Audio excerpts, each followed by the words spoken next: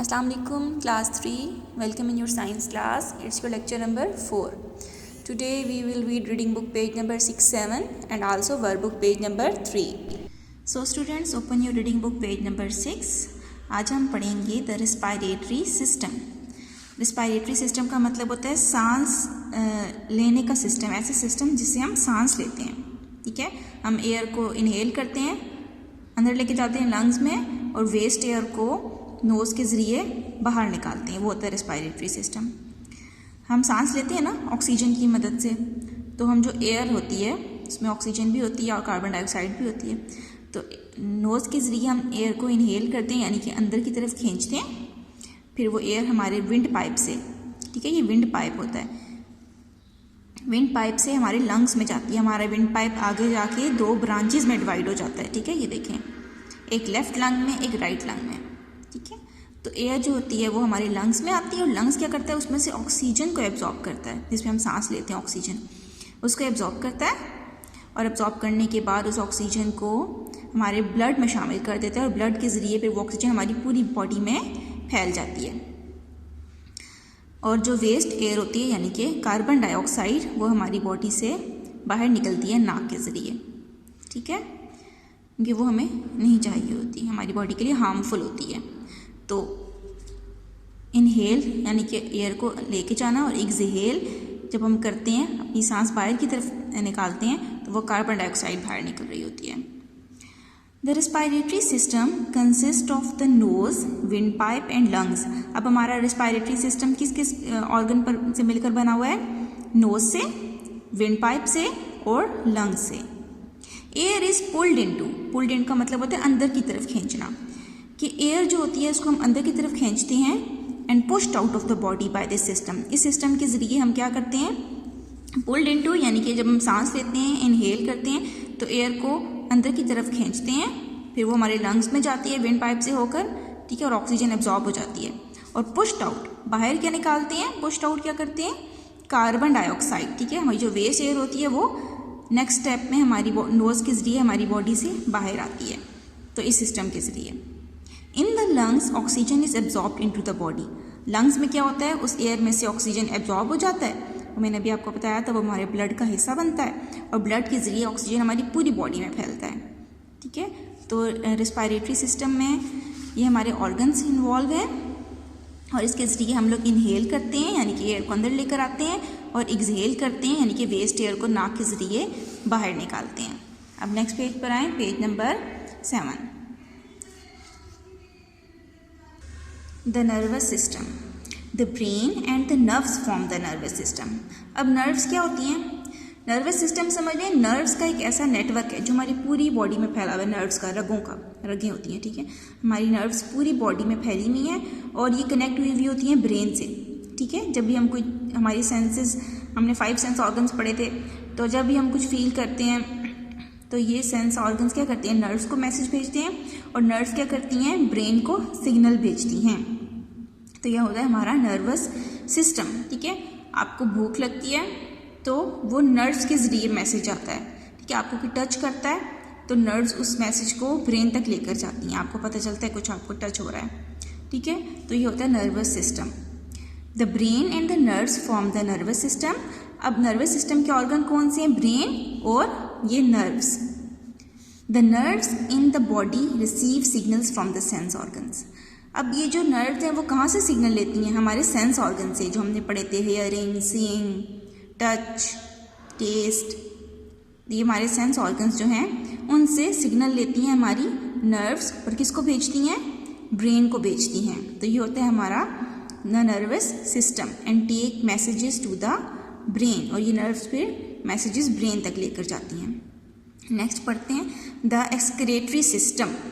Excretory system ऐसा system होता है कि इसमें वो ऑर्गन्स इन्वॉल्व होते हैं, वो क्या करते हैं? रिमूव करते हैं, निकाल देते हैं हमारी बॉडी से टॉक्सिक सब्सटेंस को, या फिर जहरीले मादे को, या फिर कोई भी जहरीली प्रोडक्ट जो कि हमारी बॉडी को नुकसान पहुंचा सकती है, उसको हमारी बॉडी से निकालने में हेल्प करते हैं. वो होता है द एक्सक्रीटरी सिस्टम. जैसे अभी हमने पढ़ा था ना यहाँ पर लंग्स में कि वेस्ट एयर हमारी बॉडी से बाहर निकल जाती है नोज़ के ज़रिए. तो ये वेस्ट एयर क्या थी, वेस्ट प्रोडक्ट था ना। तो ये जो होते हैं ये होते हैं excretory system. Through the excretory system we are able to get rid of का मतलब होता है छुटकारा हासिल करना, all the waste products of the body. हमारी बॉडी में जितनी भी वेस्ट प्रोडक्ट्स हैं हम उनसे छुटकारा हासिल कर सकते हैं, उनको अपनी बॉडी से बाहर निकाल सकते हैं। किसके ज़रिए, एक्सक्रेटरी सिस्टम के ज़रिए। ठीक है, अब इसमें कौन कौन से ऑर्गन होते होंगे एक्सक्रेटरी सिस्टम में, जैसे हमारे लंग्स में से कार्बन डाइऑक्साइड बाहर निकलती है तो ये भी एक्सक्रेटरी सिस्टम का हिस्सा है। किडनीज़, हमारी 2 किडनीज़ होती हैं बीन शेप की, किडनीज़ में से हमारा यूरिन बाहर निकलता है। ठीक है, हमारा जो एक्स्ट्रा वाटर होता है वो जो हमारे लिए हार्मफुल हो सकता है। And the skin gets rid of sweat, और हमारी स्किन में से क्या चीज़ बाहर निकलती है, पसीना, स्वेट। ठीक है, जो हमारा एक्स्ट्रा वाटर होता है वो पसीने की फॉर्म में बाहर आता है। तो ये जो चीज़ें होती हैं, ये जो ऑर्गन्स हैं, ये एक्सक्रेटरी सिस्टम का हिस्सा हैं। ठीक है, the lungs get rid of waste air, lungs में से हमारी कार्बन डाइऑक्साइड वेस्ट एयर निकलती है, नोज़ के ज़रिए बताया था मैंने आपको। किडनीज़ में से हमारा यूरिन निकलता है और स्किन में से हमारा स्वेट यानी कि पसीना निकलता है। तो ये हो गया एक्सक्रेटरी सिस्टम। तो रीडिंग आज हमने इतनी करनी है। आज हम थोड़ा सा साथ एक वर्कबुक का पेज भी करेंगे, वर्कबुक का पेज नंबर 3। ठीक है, so open your workbook page number 3, start from there are many parts and systems in the body, match the system और ऑर्गन टू इट्स फंक्शन। हमने बहुत सारे सिस्टम्स पढ़े हैं, ऑर्गन्स पढ़े हैं, तो हमने यहाँ पर ऑर्गन्स को उनके फंक्शन से मैच करना है। पहले हम नंबरिंग करेंगे 1 2 3 4। Skeletal system, brain, muscular system, digestive system. Skeletal system आपने पढ़ा था ना, skeletal system carries food through the stomach and other channels. क्या फूड लेके जाता है? नो, इसका ताल्लुक बोन से है। हमारी बोन को, हमारे बॉडी को फ्रेमवर्क देता है, स्ट्रक्चर देता है बोन्स का। तो ये होगा gives the body a framework and protects parts of it, और जितने भी हमारी बॉडी के इनसाइड पार्ट्स हैं उनकी हिफाजत करता है ये सिस्टम। नंबर 2 ब्रेन है। ब्रेन क्या होता है? The control centre of the body, हमारी पूरी बॉडी को कंट्रोल कर रहा है, क्योंकि हमारी नर्व्स जो होती हैं, अभी आपने पढ़ा था, वो ब्रेन को मैसेज भेजती हैं। ठीक है, और हमारा ब्रेन हमारी पूरी बॉडी को कंट्रोल कर रहा होता है। मस्कुलर सिस्टम पढ़ा था आपने कि मस्कुलर सिस्टम स्केलेटल सिस्टम के साथ मिलकर काम करता है। ठीक है, हमारी बोन्स के ऊपर मसल्स होते हैं, ठीक है, जो हमें मूव कराने में, हमारे बॉडी पार्ट्स को मूव कराने में हेल्प करते हैं। तो ये यहाँ से मैच होगा 3 पे। Works closely with the skeletal system to allow us to move many parts of the body. Number 4 digestive system, यहाँ पे नंबर 4 आएगा, यानी कि खाने को हजम करने का system. Carries food through the stomach and other channels. ठीक है, डाइजेस्टिव सिस्टम होगा। नेक्स्ट पर आएंगे, नेक्स्ट क्वेश्चन देखें। How does the framework of bones and muscles help us and what would happen if we did not have this framework.